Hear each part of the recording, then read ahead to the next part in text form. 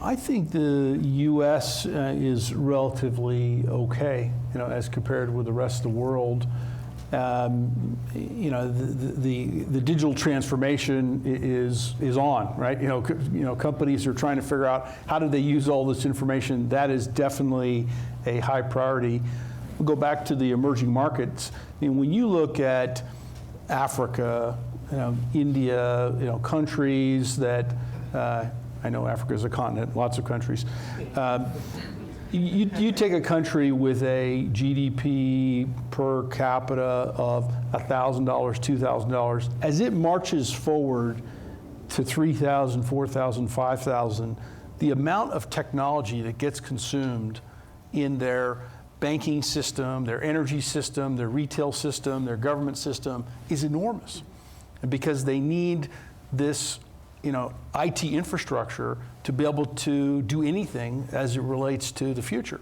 And so, I'm quite optimistic long term about those international economies. markets. In terms of the US, what's your gut telling you, Mike? Oh, it was in terms of the US, in terms of business, are we headed towards recession? Many people say we are. Well, the stock market doubled in the last 5 years, so the fact that it's come down 10%, you can argue is a correction. I think there is some froth in this when you have these unicorns, as they call them. I can show you how to get $1 billion valuation by selling you one share out of 100 at $100 or $1,000, and you're gonna. Are you offering me shares? Not in Bloomberg, but we'll make up a mythical company, because most of these are mythical companies.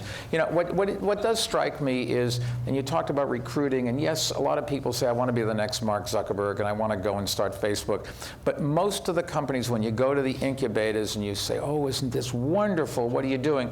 Well, they have an app that lets you unlock your garage door from 3,000 miles away.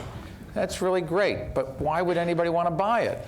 And so there's a lot of froth in here of building things that have no practical aspects and aren't big enough to excite the customer to change the way they live.